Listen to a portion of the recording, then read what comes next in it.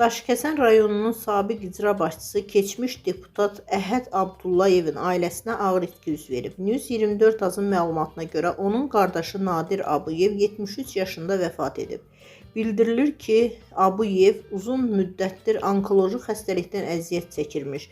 O, bir neçə gün əvvəl müalicə aldığı Türkiyədən vəziyyətinin ağırlaşması səbəbilə vətənə, Masallıya gətirilib. Həkimlərin səylərinə baxmayaraq onun həyatını xilas etmək mümkün olmayıb.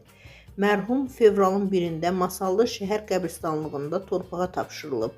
Dəfn mərasimində ailə üzvləri, yaxınları və rayon ictimaiyyətinin nümayəndələri iştirak ediblər.